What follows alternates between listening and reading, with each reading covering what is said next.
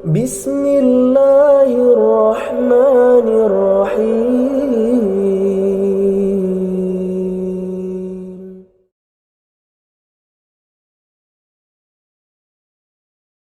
Bismillahirrahmanirrahim. Assalamualaikum warahmatullahi wabarakatuh.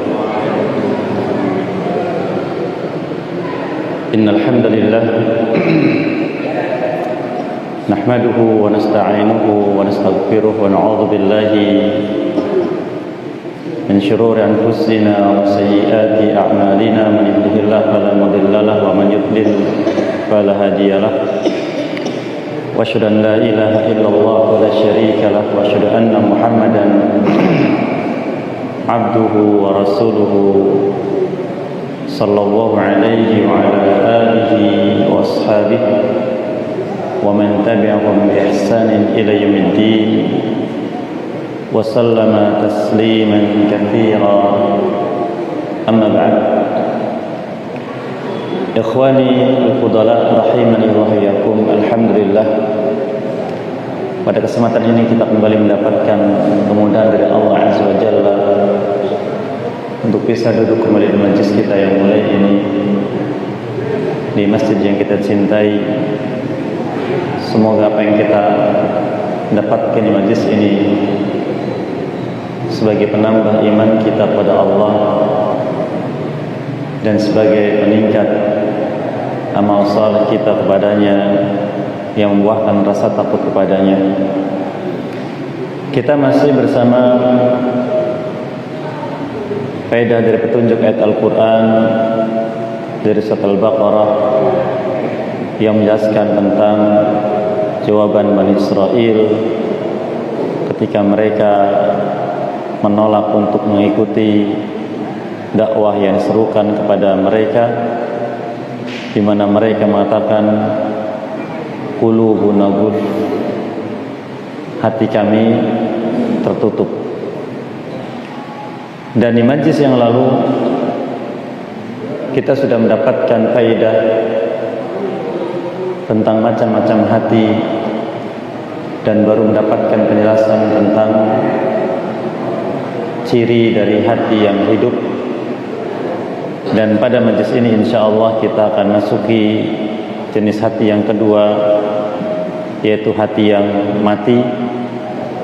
Yang inilah yang disebutkan dalam ayat yang mulia tadi, yaitu hatinya orang-orang kafir yang tertutup, terkunci dari ayat-ayat Allah sehingga tidak menerima petunjuk.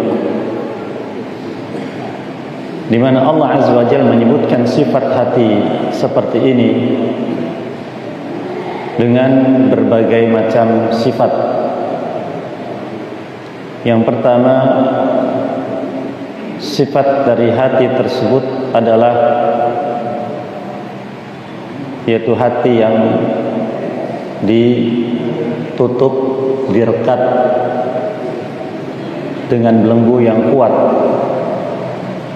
sebagaimana yang Allah Subhanahu wa taala menyebutkan dalam firman-Nya di surat Al-A'raf. Di antaranya Allah berfirman, kadzalika yatba'ullahu 'ala qulubil kafirin. Surat Al-A'raf ayat 101. Demikianlah kami memberikan taba', yaitu penutup, kemudian direkatkan sehingga tidak bisa terbuka hati orang-orang kafir. Di ayat yang lain Allah menyebutkan hati mereka itu hati yang qasin, yaitu hati yang keras, seperti yang disebutkan di surat Al-Maidah di ayat yang ke-13. Allah firmankan, waja'alna qulubahum qasiyah, kami jadikan hati-hati mereka keras. Maka sudah kita lewati lebih keras dari batu sifat hati tersebut di surat Al-Baqarah. Di surat Muhammad SAW ayat 24 Allah menyebutkan bahwa hati mereka itu hati yang muqaffal, yaitu digembok oleh Allah Azza wa Jalla. dikunci erat. Allah firmankan am ala qulubin aqfaluha, ataukah pada hati mereka ada kunci-kuncinya sehingga mereka tertutup rapat hatinya dari menerima petunjuk. Lalu apakah sifat atau apakah ciri dari hati yang seperti itu? Atau apa yang menjadi sebab hati seperti itu? Maka hati yang seperti itu, sehingga dikatakan hati yang mati,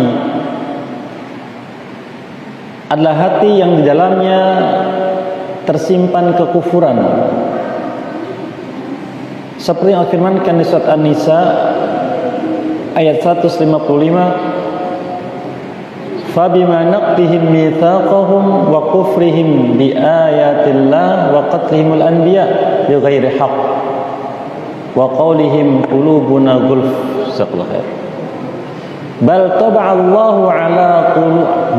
اللَّهُ عَلَيْهَا بِكُفْرِهِمْ فَلَا يُؤْمِنُونَ إِلَّا قَلِيلًا. Bahkan dengan sebab mereka membatalkan perjanjian mereka, yaitu Bani Israel, dan kufurnya mereka terhadap ayat-ayat Allah, serta mereka membunuh para nabi dengan tanpa alasan yang benar. Di samping itu mereka pun mengatakan hati kami tertutup. Bahkan kata Allah, tabba'allahu 'alaiha, Allah berikan penutup yang rapat. Bukan hanya tertutup yang bisa dibuka, tapi rapat, tidak bisa dibuka lagi. Kenapa begitu? Allah katakan bikufrihim, karena kufurnya mereka, penolakan mereka terhadap ayat-ayat Allah. Fala yu'minuna illa qalila, maka mereka tidak beriman dengan ayat-ayat Allah kecuali sedikit. Maka beriman sedikit dari ayat Allah tidak dianggap oleh Allah Azza wa Jalla. Kemudian sebab yang kedua, Allah Azza wa Jalla menyebutkan karena dalam hati mereka terdapat nifaq. Apa itu nifaq? Yaitu mendustakan apa yang datang dari Nabi SAW walaupun nampak menerima. Allah firmankan di surat At-Taubah ayat 87, radu bi an yakunu ma'al khawalifi wa tubi'a ala qulubihim fahum la yafqahun. Mereka itu orang-orang yang ridha bersama orang-orang yang menyimpang, menyelisih. Maka dengan sebab itu Allah berikan toba', penutup rapat dalam hati mereka, dan mereka tidak paham sama sekali. Kalau yang pertama tadi, pada orang yang jelas kufurnya tidak mau menerima sama sekali. Yang kedua ini nampak menerima, tapi mendustakan secara penuh dalam hatinya. Yang ketiga, ya, sebab seseorang hatinya ditutup oleh Allah adalah al-israf fil ma'asi wa dzunub, berlebihan melampaui batas dalam dosa sampai pada kadar tidak mengapa berbuat dosa, tidak lagi punya beban, sehingga waspadalah dari perbuatan-perbuatan maksiat yang dilarang oleh Allah, apalagi diancam dengan ancaman laknat atau ancaman azab. Allah firmankan di surat Al-A'raf ayat yang ke-100, awalam yahdi lil ladzina yarithuna al-ardha min ba'di ahliha allaw nasha'u asabnahum bidhunubihim wa natba'u ala qulubihim fahum la yasma'un. Apakah mereka tidak mengambil petunjuk dari orang-orang yang dulu pernah diberi warisan bumi ini, menempati bumi, menguasai bumi,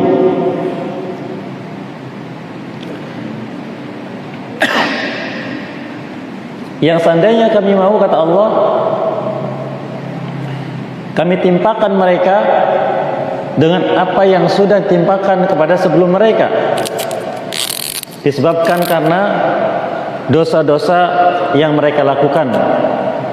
Kemudian setelah itu kami tutup hati-hati mereka dan mereka tidak mau mendengar, dan mereka tidak bisa mendengar. Ini akibat larut dalam perbuatan dosa dan maksiat.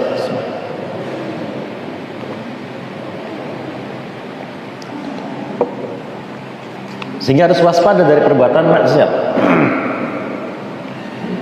Kemudian yang keempat, sebab hati seorang ditutup oleh Allah Azza wa Jalla sehingga sampai pada mengingkari, menolak, bahkan menyatakan kebencian dan kekufuran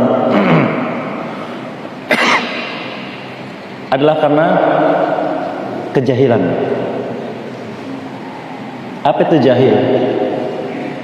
Tidak mau tahu dengan petunjuk Al-Quran.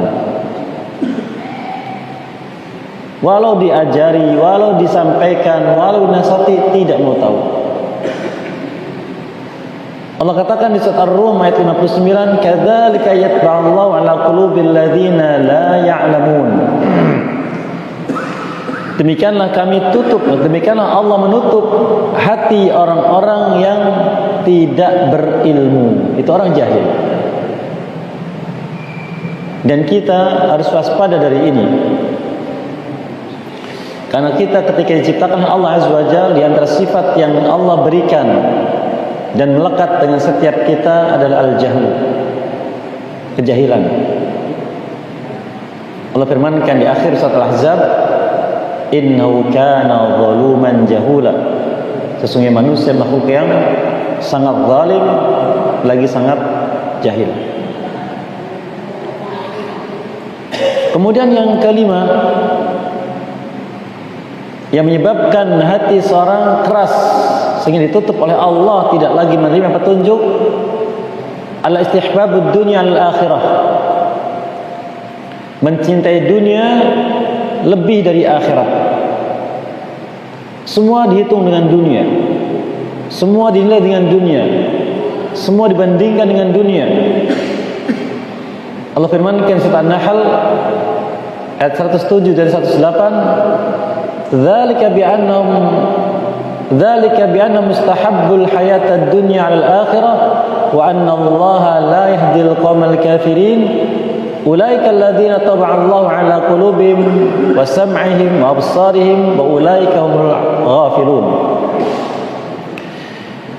Yang demikian itu karena mereka lebih mencintai dunia daripada akhirat, dan Allah tidak memberi petunjuk pada kaum yang kafir, yaitu kaum yang hati mereka ditutup oleh Allah. Demikian juga pendengaran mereka dan penglihatan mereka. Itulah mereka orang-orang yang lalai dari kehidupan akhirat. Yang keenam, ittiba'ul hawa, mengikuti hawa nafsu, keinginan-keinginan diri yang tidak peduli diharamkan oleh Islam, tidak peduli sudah diperingatkan keras. Allah firmankan di surat Muhammad sallallahu alaihi wasallam ayat yang ke-16, "Wa minhum may yastami'u ilaik hatta idza kharaju min 'indik qalu lil ladzina utul 'ilma madza qala anifa ulaika alladzina taba'a Allahu 'ala qulubihim wattaba'u ahwa'ahum." Di antara mereka ada orang-orang yang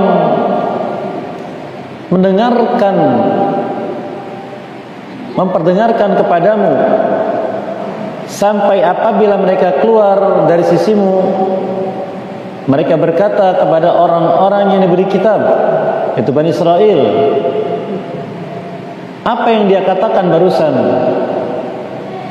Itulah mereka orang-orang yang Allah tutup hati mereka dan mereka mengikuti hawa nafsu mereka. Dan kita sudah mendapatkan penjelasan tentang bentuk hawa nafsu. Itu cenderungnya kepada hal-hal yang buruk. Yang ketujuh, adanya kesombongan atau takabbur. Maka takabbur dalam hati, merasa tinggi, merasa mampu, dan merasa apapun dari yang tercela, yang menunjukkan akan ketinggian diri, maka ini menjadi sebab ditutupnya hati seseorang.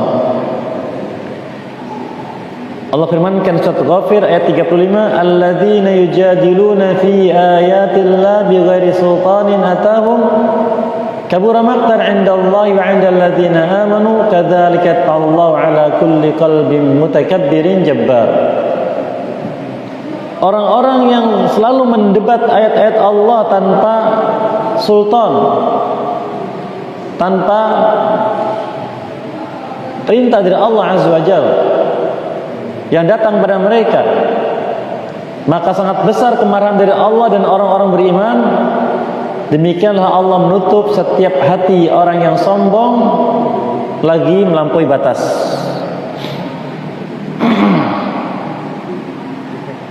Itulah beberapa sifat yang melekat dengan hati orang-orang yang mati. Di antara sifat lainnya adalah takdzibu kitabillah wa sunnati rasulih sallallahu alaihi wasallam, mendustakan kitab Allah dan mendustakan rasulnya.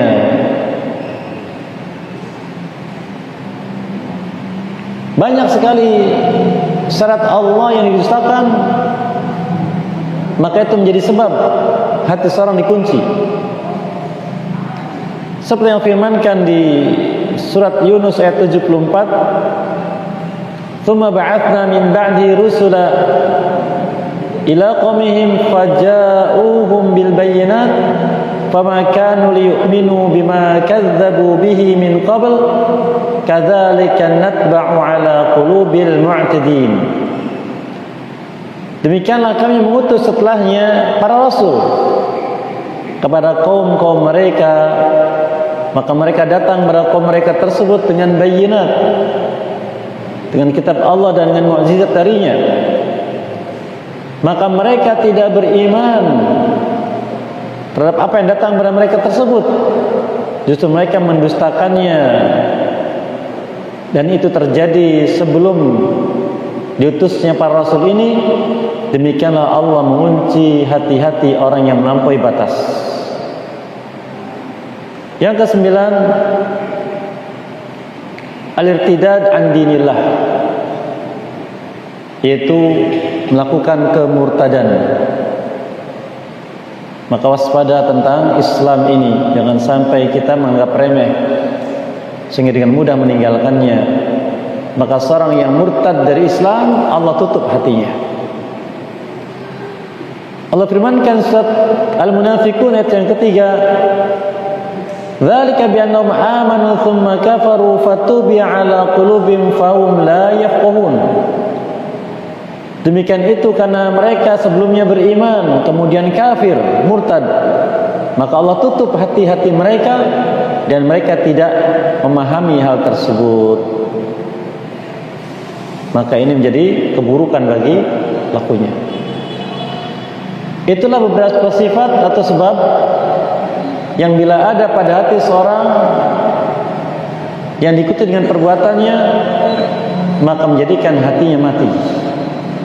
Dan kita bisa mendapati dari hati yang mati tersebut ucapan mereka, perbuatan mereka begitu menunjukkan penolakan dan pendustaan terhadap syariat Allah Subhanahu wa taala.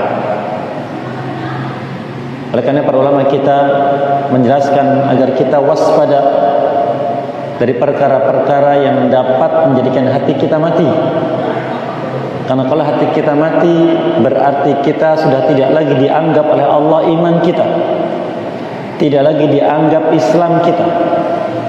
Dan perkara-perkara itu disebut dengan nawaqidul iman atau nawaqidul Islam, pembatal-pembatal iman atau pembatal-pembatal Islam, yang masing-masing kita wajib tahu.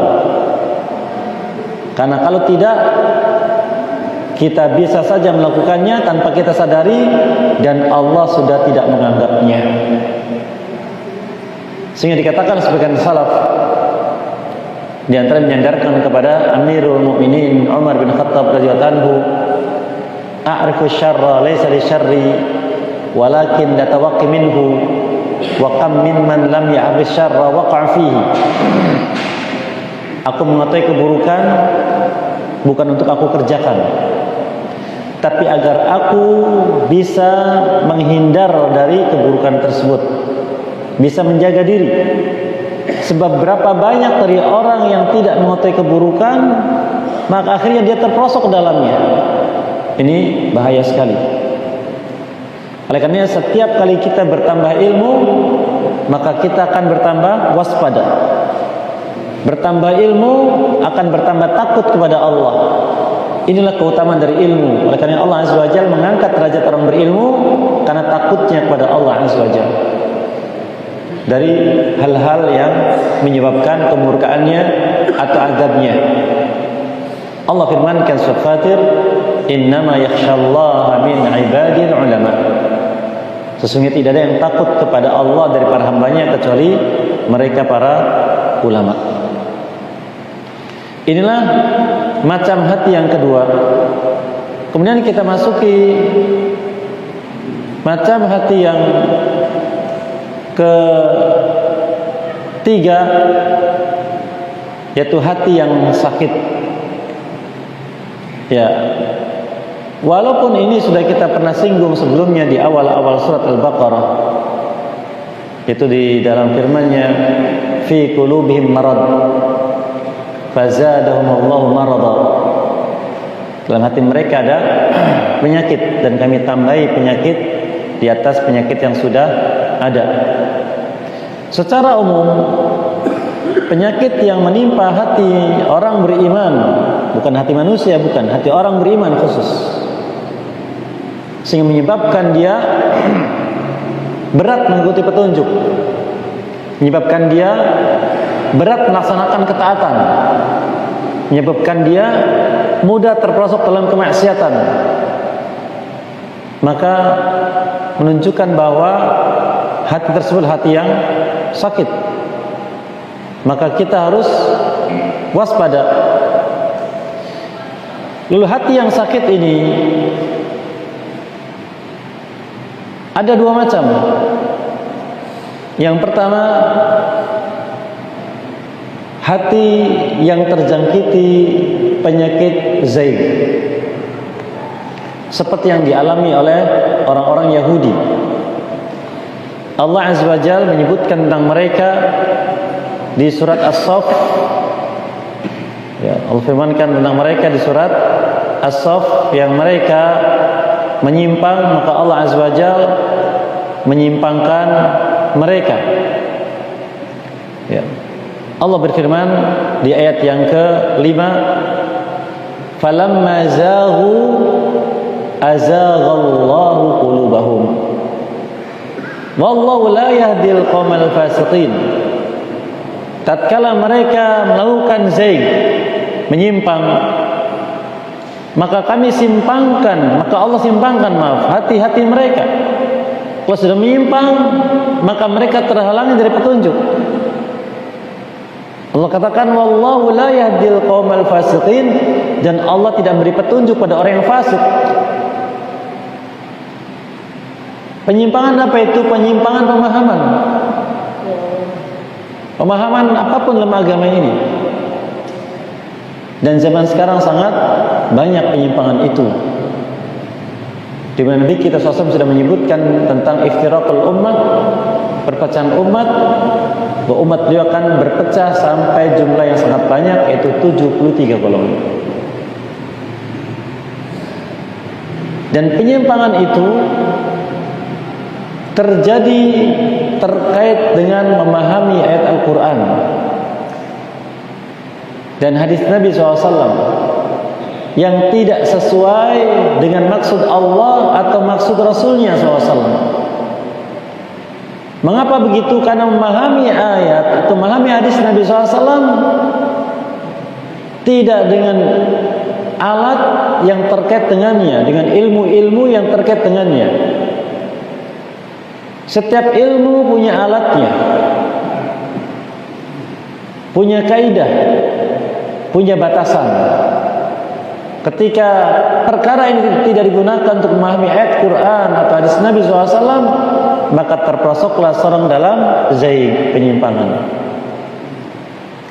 Kadang membenturkan satu ayat dengan ayat yang lain, atau satu ayat dengan hadis atau hadis dengan hadis dibenturkan. Itu bukan metode ulama. Metode ulama kita apabila mendapatkan dua ayat yang seakan-akan bertentangan, maka digabungkan, dipadukan. Kalau tidak mungkin, maka dicari sebab turunnya, lihat waktu turunnya, mana yang lebih dahulu. Karena berarti yang terakhir itu yang nasikh, yang sebelumnya mansukh, dihapuskan keberlakuan hukumnya. Seperti contohnya ayat tentang waris. Sebelum kita masuk ke surat Al-Baqarah ini, sebelumnya ayat waris bisa dengan wasiat, kemudian turunkan surat An-Nisa, maka tidak lagi berlaku ayat waris dengan wasiat, tapi dengan pembagian langsung dari Allah Azza wa Jalla. Dan Nabi kita bersabda SAW, la wasiyat lil waris, tidak ada wasiat dengan cara tidak ada wasiat untuk pembagian harta waris. Tapi yang tidak menggunakan metode ini akhirnya mengikuti hawa nafsu, maka terjadilah zaig, penyimpangan. Dan penyimpangan ini umumnya terkait dengan masalah akidah, masalah keyakinan. Dan inti, kelompok inti yang menyimpang dalam masalah ini ada 5 kelompok besar. 5 kelompok besar. Yang pertama, Jahmiyah. Jahmiyah inti pemikirannya adalah bahwa Allah tidak punya nama kecuali satu, Allah saja, dan tidak punya sifat. Lalu berkembang, muncul Mu'tazilah yang mengatakan Allah punya nama disebut Asmaul Husna tapi tidak punya sifat. Berkembang lagi, oh punya sifat tapi jumlahnya terbatas. Nah begitu. Berawal dari Jahmiyah. Yang kedua, Khawarij, yaitu mereka yang mengkafirkan siapapun yang berbuat dosa besar. Ya. Yang Al-Quran atau hadis Nabi SAW hukumi kufur, maka kufur. Contohnya, man halafa bi ghairillah faqad asyrak au kafar. Barang siapa bersumpah dengan selain Allah berarti dia telah syirik atau kafir, maka berarti bersumpah dengan selain Allah kafir, keluar dari Islam. Begitu, saklek. Maka ini pun berkembang. Sehingga tidak aneh kalau kita dapati ada muslimin kok membunuh muslimin yang lain, menghalalkan darah muslimin yang lain, karena dari sini terkena penyakit zaig, penyimpangan. Yang ketiga, Murji'ah. Apa itu Murji'ah? Murji'ah asalnya adalah orang yang yakin Allah sebagai Tuhannya, maka dia beriman walau tidak melafazkan 2 kalimat syahadat. Kemudian berkembang.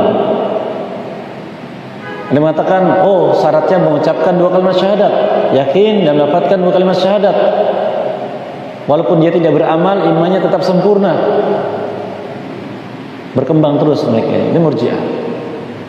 Sehingga tidak sholat pun tidak mengapa, tidak sholat Ramadan tidak mengapa. Yang penting yakin dan melafazkan 2 kalimat syahadat, sempurna imannya. Murji'ah. Yang ketiga, yang keempat, maaf, Qadariyah. Qadariyah yaitu mereka kelompok yang berbicara tentang takdir. Bahwa Allah menciptakan manusia hanya menciptakan saja, adapun takdir manusia yang menciptakan diri manusia masing-masing. Maka ini pun berkembang. Maka Nabi kita menyebutkan SAW al-Qadariyatu majus hadil ummah. Qadariyah ini adalah majusinya umat ini. Apa itu majusi? Penyembah api. Keyakinan orang Persia dulu, yang mereka meyakini bahwa Tuhan ada dua. Ada Tuhan terang yaitu api, Tuhan gelap. Tuhan terang kebaikan, Tuhan gelap kejahatan. Maka Qadariyah lebih dari itu. Setiap manusia dianggap menciptakan takdirnya masing-masing. Dan yang kelima, Rafidah, yang kita kenal dengan Syiah. Mereka ini banyak kelompoknya. Kelompok yang pertama yang paling buruk yaitu sekarang dikenal dengan Nusairiyah, yang pernah ada pada zaman Khalifah Ali bin Abi Thalib radhiyallahu anhu, meyakini Ali bin Abi Thalib adalah Allah. Dan saya mendapatkan beberapa cuplikan ceramah dari sebagian mereka, orang zaman sekarang, mengatakan ma dzukira fil Quran lafdz Allah wal muradu bihi Ali waliyadzubillah. Tidak disebutkan lafaz Allah dalam Quran, melainkan yang maksud adalah Ali. Ini bahaya. Maka mereka dihukum oleh Ali bin Abi Thalib dengan dimusnahkan dari muka bumi. Lalu berkembang lagi, ada kelompok yang mengatakan Jibril alaihissalam khianat, harusnya menyampaikan wahyu kepada Ali bin Abi Thalib radhiyallahu anhu, tapi ternyata kepada Nabi kita Muhammad sallallahu alaihi wasallam. Yang lain mengatakan Abu Bakar dan Umar telah merampas haknya Ali radhiyallahu anhu. Maksudnya beliau menjadi khalifah pertama, tapi dirampas oleh Abu Bakar dan oleh Umar radhiyallahu anhu ajma'in. Berkembang lagi mereka. Intinya dari 5 ini berkembang sampai pada jumlah 72, dan satunya tidak masuk ke dalamnya, yaitu mereka yang tetap seperti apa yang diajarkan oleh Nabi SAW dan diamalkan oleh Muhajirin dan Ansar. Oleh karena Allah Azza wa Jalla mengingatkan kita agar beragama ini, agar mengikuti Muhajirin dan Ansar. Seperti disebutkan di surat At-Taubah ayat yang ke-100, was-sabiquna al-awwalun minal muhajirin wal ansar walladzina ittaba'uhum bi ihsan radhiyallahu anhum wa radu'an wa'adda lahum jannatin tajri tahtal anhar khalidina fiha abada dzalikal fawzul 'adzim. Was-sabiquna al-awwalun, golongan pertama yang sudah sampai pada derajat sabiqun. Pernah disebutkan masalah sabiqun. Siapa mereka? Muhajirin dan Ansar. Apakah cukup? Tidak. Kata Allah, dan siapapun yang mengikuti mereka, orang-orang setelahnya, dengan cara ihsan, yaitu sesuai dengan petunjuk Nabi SAW, maka Allah ridha pada mereka, mereka pun ridha pada Allah.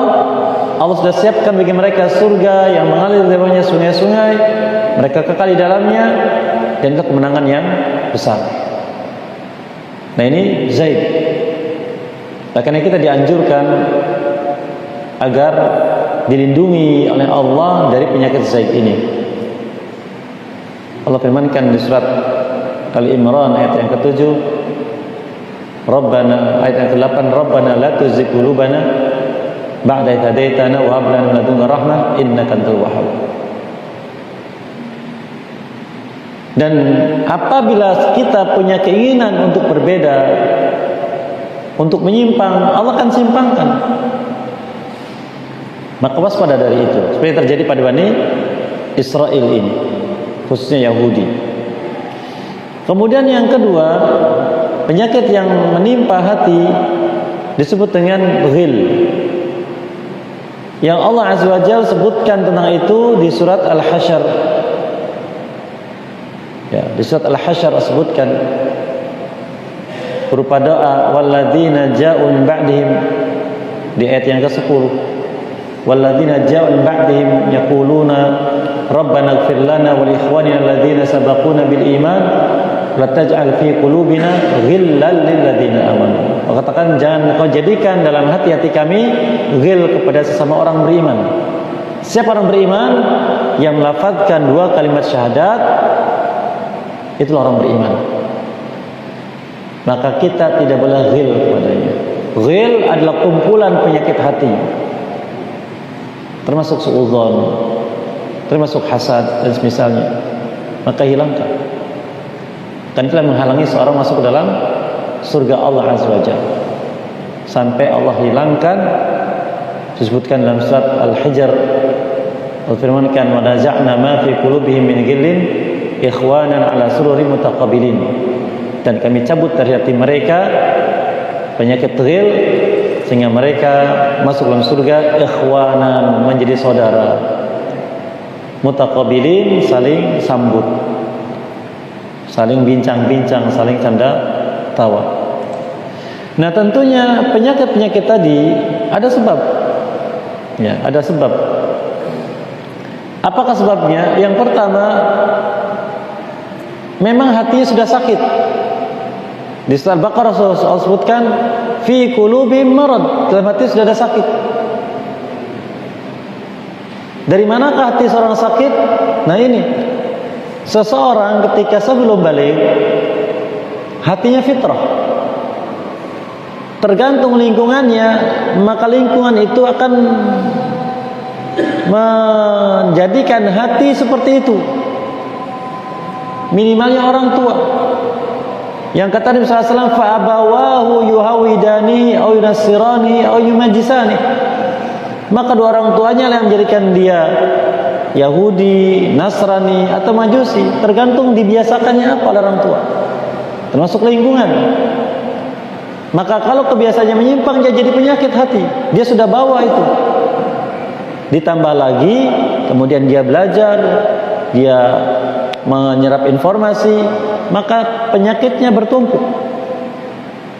Maka waspada dari hal tersebut. Oleh karenanya, khususnya kita sebagai orang tua, agar memantau dan menghantarkan anak dari penyimpangan ini dan menghantarkannya kepada fitrah. Ya, jangan sampai terkena kontaminasi, teracuni. Maka setiap kali kita mendapatkan ucapan mereka aneh, menyimpang, perbuatan mereka pun demikian, langsung diluruskan. Jangan sampai menjadi toba, yaitu melekat erat. Seperti kita contohnya kalau masak air di panci, ya setahun 2 tahun tidak kelihatan keraknya. Tapi kalau sudah 10 tahun 20 tahun bagaimana? Akan tebal kerak itu dan sulit untuk dilepaskan. Maka jangan sampai seperti itu. Yang kedua, sebabnya karena suka lalai. Suka lalai. Allah firmankan surat Al-Anbiya, ya, ayat yang ketiga, lahiyatan qulubuhum. Hati-hati mereka lalai. Apa itu lalai? Yaitu meninggalkan zikir kepada Allah, melupakan syariat Allah. Karena Allah Azza wa Jalla berwasiat di surat Al-Hasyr juga setelahnya, wala takunu kalladzina nasallah. Janganlah kalian hidup di muka bumi ini seperti orang yang lupa kepada Allah.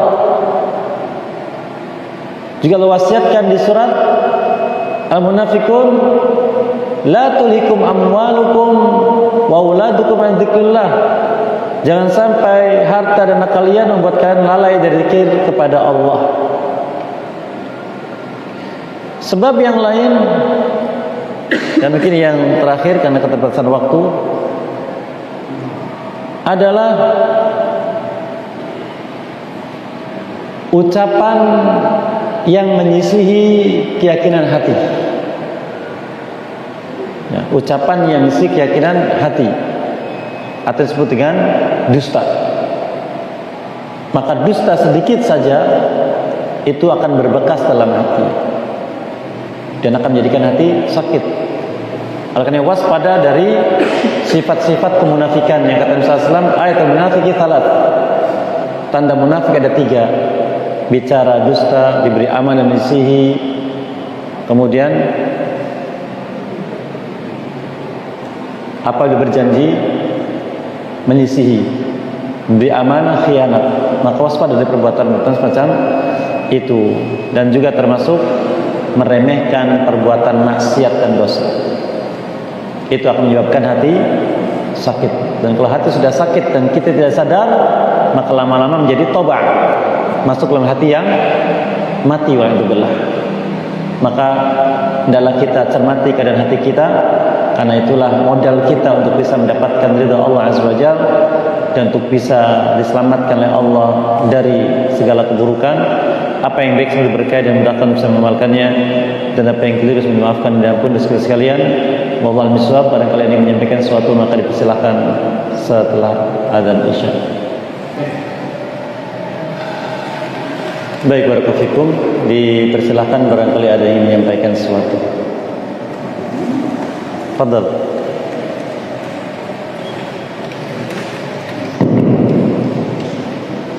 Assalamualaikum warahmatullahi wabarakatuh. Waalaikumsalam warahmatullahi wabarakatuh. Dan mau bertanya, apakah boleh orang yang sudah meninggal keluarganya itu bersedekah untuk amal? Baik. Terima kasih. Assalamualaikum warahmatullahi wabarakatuh. Waalaikumsalam warahmatullahi wabarakatuh. Bismillahirrahmanirrahim. Wassalatu wassalamu ala Rasulillah wa ala alihi wa ashabihi wa man tabi'a bihuda ila yaumil qiyamah ba'd. Tentang masalah ini umumnya ulama kenapa bersepakat bahwa di antara amal yang bermanfaat dari orang hidup untuk orang yang sudah mati adalah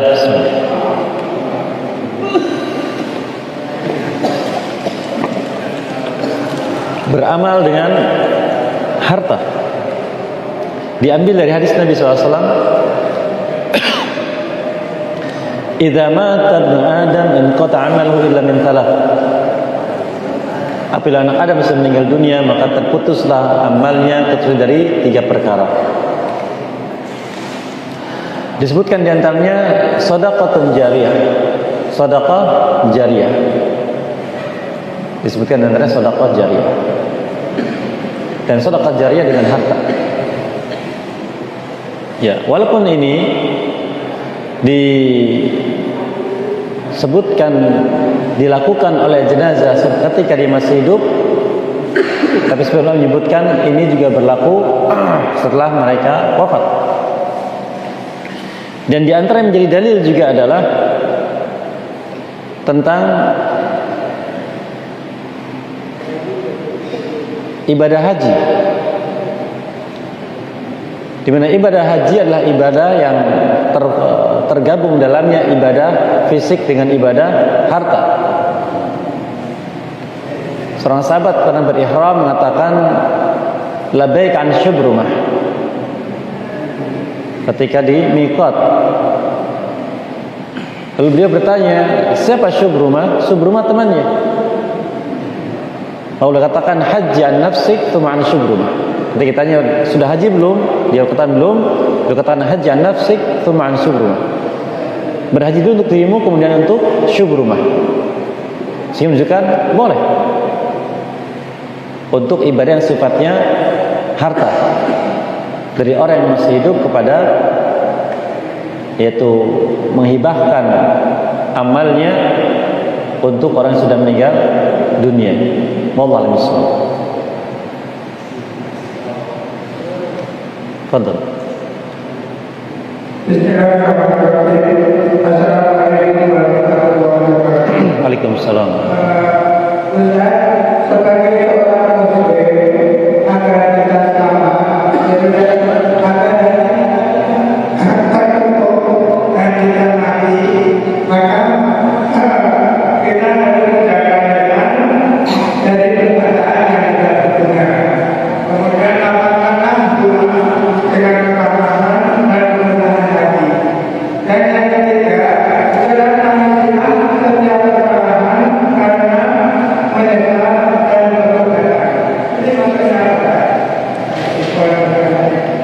Waalaikumsalam. Barakallahu fikum. Nabi kita menyebutkan dalam banyak riwayat tentang perdebatan antara anggota tubuh dengan lisan. Anggota tubuh dengan lisan.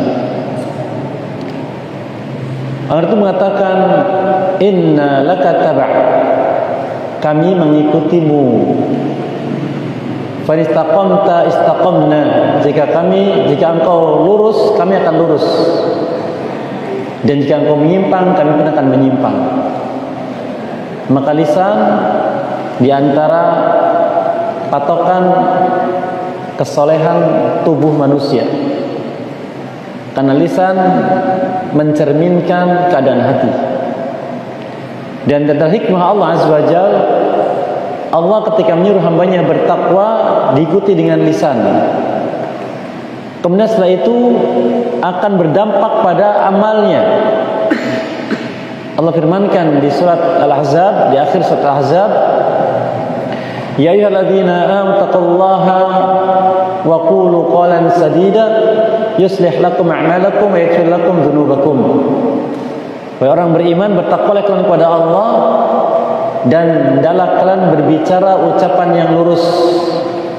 Niscaya Allah akan mengampuni dosa-dosamu yang lalu dan jadikan amal yang akan datang jadi amal yang soleh. Maka keselamatan hamba di sisi Allah Azza wa Jalla ditentukan oleh keadaan hatinya dan apa yang dia ucapkan. Adapun anggota tubuh akan mengikuti, dan Allah berikan taufik untuk mengikuti hati dan lisan. Sebagaimana juga Nabi SAW bersabda tentang hati, ala inna fil jasadi mudghah idza salahat salahal jasadu kullu wa idza fasadat fasadal jasadu kullu ala wal qalbu. Ketahuilah bahwa dalam tubuh seorang terdapat sekerat daging. Apabila baik daging tersebut, maka akan baik seluruh tubuhnya, dan apabila buruk, maka buruklah seluruh tubuhnya. Demikian juga Nabi kita menyebutkan SAW, seseorang diadab oleh Allah sebabnya adalah apa yang tuai dengan lisan. Seperti yang disebutkan oleh Mu'adz bin Jabal radhiyallahu anhu hal tersebut, dan masih banyak lagi. Wallahu a'lam. Jadi pentingnya menjaga hati dan lisan. Wallahu a'lam.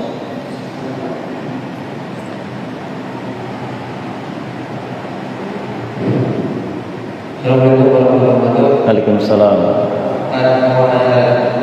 Kemarin polemik di mana sebuah pernyataan dari orang ulama kita yang menyatakan bahwa wayang itu budaya Indonesia, tapi pernyataan yang menyinggung jadi wayang itu apa?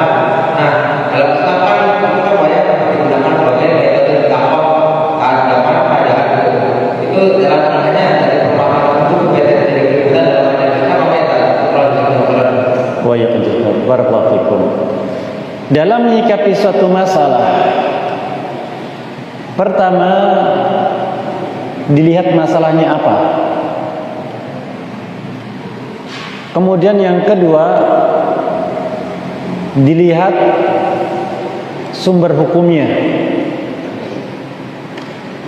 Yang ketiga dilihat hikmahnya. Maka masalahnya tadi wayang. Masalahnya ada di wayang. Wayang ini apa? Yang pertama. Yang kedua, hukum syariat tentang itu ada tidak? Yang semisal dari kitab Allah dan sunnah Rasulnya SAW. Yang ketiga, hikmahnya apa? Setelah kita dapat, kembali pada kita. Kita mau tahu hukum itu, apakah kita nanti akan menerima tulus atau kita malah mendustakan?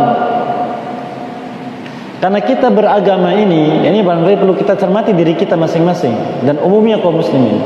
Beragama itu harus jujur. Apa itu jujur? Apa yang diyakini oleh hati sesuai dengan apa yang ditujukan oleh kitab dan sunnah. Kalau kitab dan sunnah mengatakan demikian tentang masalah tadi, lalu hati kita menolak, diungkapkan dengan lisan dan perbuatan, bahaya. Berarti belum jujur. Kalau belum jujur berarti apa itu? Hatinya sakit. Kalau hati sakit diikuti terus menerus, tertutup, nanti bahaya. Yang kedua, amanah. Kita melaksanakan Islam itu amanah, sesuai dengan yang diyakini, sesuai dengan perintah kitab dan sunnah. Juga dalam larangannya tinggalkan, amanah. Dan amanah akan ditanyakan oleh Allah Azza wa Jalla. Yang ketiga, setiap kita bertanggung jawab. Yang berpendapat begini, dia bertanggung jawab. Yang berpendapat begitu, dia bertanggung jawab. Khususnya di akhirat.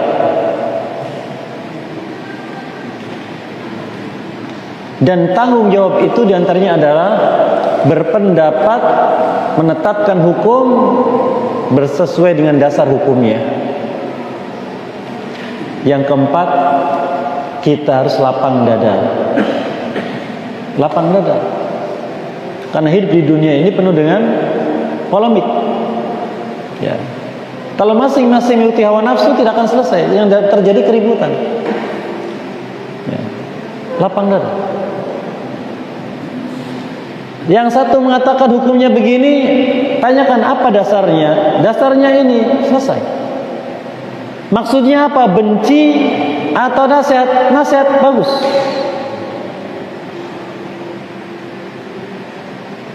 Bukan benci pada pelaku, tapi benci kepada larangan Allah Azza wa Jalla. Maka bagus itu iman. Yang bolehkan apa? Yang bolehkan dasarnya apa? Silakan tunjukkan dasarnya. Kemudian mengapa menuntut? Apa dasarnya? Nah, perlu didudukan masalahnya. Maka dari situlah akan tercipta kedamaian dan nampak mana hak mana batil. Dan kita mencukupkan diri dengan apa yang syariat memberikan peringatannya. Mana yang wajib, mana yang dilarang. Mana yang diperintahkan, mana yang dilarang. Apabila kita mengikuti setiap polemik, mengikuti setiap yang dimunculkan, maka waktu kita habis hanya untuk itu. Kita tidak dapat apapun, yang nanti kita akan merugi sampai kita katakan, waliyadzubillah, semoga kita tidak termasuk orang mengatakan, Allah firmankan di surat Zumar, ya hasrata ala ma farrattu fi janbillah. Oh, menyesalnya aku, sekarang aku celaka disebabkan karena aku melalaikan banyak waktu yang harus untuk taat di sisi Allah Azza wa Jalla. Jangan sampai seperti itu. Ini barangkali wallahu a'lam. Baik, fadhil. Assalamualaikum warahmatullahi wabarakatuh. Waalaikumsalam. Tadi salah satu dari 5 kelompok utama yang adalah Syiah. Iya. Lalu bagaimana sikap kita sebagai ahli sunnah wal jamaah menghadapi orang-orang Syiah, baik itu yang sudah terang-terangan mengakui dirinya Syiah maupun yang sembunyi-sembunyi untuk kafir. Lalu yang kedua, mungkin sebagai gambaran faedah untuk menganalisa apakah mengagungkan makam Husain radhiyallahu anhu yang di Karbala itu, misalnya dengan memajang gambarnya di rumah itu, apakah itu merupakan indikasi bahwa orang tersebut adalah Syiah? Baik, barakallahu fikum. Yang pertama, sikap seorang muslim kepada pelaku kemungkaran adalah nasihat. Allah firmankan di surat Al-Asr menyebutkan sifat yang dijauhkan dari merugi, illal ladzina amanu wa 'amilus shalihat. Kecuali orang ini beriman dan beramal saleh, itu sifat untuk diri. Wa tawasau bil haqqi wa tawasau bis sabr, sikap dengan yang lain. Saling memberikan nasihat dalam masalah agama agar belajar berpegang teguh dengannya dan sabar melaksanakannya. Maka ketika mendapati ada teman kita yang menyimpang, yang berbuat salah, kita nasihati. Karena kita menyebutkan ad-dinu nasihah, agama nasihat. Di antaranya uli amatihim, dan bagi umumnya kaum muslimin. Diterima alhamdulillah, tidak masalah. Dan ketika nasihat jangan dengan emosi. Jangan seperti Bani Israel yang Nabi kita menunjukkan SAW, dua orang Bani Israel bersahabat. Satunya taat, satunya ahli maksiat. Yang taat selalu menasihati, ahli maksiatnya bosan. Seakan-akan kau ciptakan hanya untuk mengawasiku saja. Sudah, tinggalkan aku. Urusi dirimu sendiri. Maka dia marah. Kalau begitu Allah tidak akan mengampunimu. Emosi. Allah langsung menyahutnya. Siapa yang berani mendahului ketetapanku, aku mengampuni dia dan tidak mengampunimu. Ini waspada dari ini. Nasihat. Dan nasihat itu Allah firmankan, ud'u ila sabili rabbika bil hikmah wal mau'izatil hasanah wajadilhum billati ahsan. Ajak kepada Allah, kembali pada Allah dengan hikmah, dengan penuh kebaikan, menyampaikan nasnya kitab dan sunnah. Kemudian bila ternyata dia bisa menjawab, maka mau'izah hasanah, beri nasihat dengan cara yang baik agar dia bertobat pada Allah. Ternyata dia memiliki ilmu tentang penyimpangan tersebut, wajadilhum billati ahsan, debat tapi caranya yang baik, bukan debat kusir, bukan debat kemarahan, billati ahsan, dengan cara yang baik. Masya Allah, Anda orang berakal, Anda orang alim, masalah ini kan jelas ayatnya ini, hadisnya ini. Itu billati ahsan. Tidak menerima, sudah. Kita sudah menyampaikan tugas. Maka Allah firman dalam surat Luqman, ya bunayya aqimis shalah wa'mur bil ma'rufi wanha 'anil munkar wasbir 'ala ma asaba. Wahai anakku sayang, tegakkan salat untuk dirimu. Ajak manusia pada yang ma'ruf, cegah dari yang munkar, setelah itu sabar dengan apa yang menimpamu. Ini kewajiban kita. Diterima alhamdulillah, tidak, saya sudah sampaikan tugas. Ini yang pertama. Adapun bila orang tersebut adalah orang yang memang tokoh di lingkungan kita dan bahayakan, maka tergantung kita ini siapa. Kalau kita ini omongannya diikuti oleh masyarakat kita berikan tahdzir, peringatan, waspada orang ini, dia membawa pemahaman yang menyimpang. Tapi kalau justru kitanya malah diusir, kemudian omongan kita tidak lagi dengar, maka bukan begitu caranya. Cara yang lain. Jadi dakwah itu ada metodenya. Kemudian yang kedua, di antara sifat atau ciri mengikut pemahaman tadi adalah memang mengagungkan Al-Husain radhiyallahu taala anhu lebih dari yang lainnya. Di antara indikasinya, kalau kita mendapati, maka kita jangan suudzon, tapi kita sampaikan nasihat seperti yang disebutkan tadi. Memang ada indikasinya, tapi jangan suudzon. Kita tanya dulu. Setelah mendapatkan penjelasan, kita dapatkan kesimpulan, oh berarti demikian, maka kita masuklah nasihat. Begitu. Apa yang bisa diberkahi dan mudahkan bisa mengamalkannya, apa yang bisa dimaafkan dan diampuni dosa sekalian. Wassalamualaikum Muhammadin wa ala alihi washabihi ajmain. Qud'awana alhamdulillahi alamin. Subhanakallahumma wa bihamdika asyhadu an la ilaha illa anta astaghfiruka wa atubu ilaik. Assalamualaikum warahmatullahi wabarakatuh.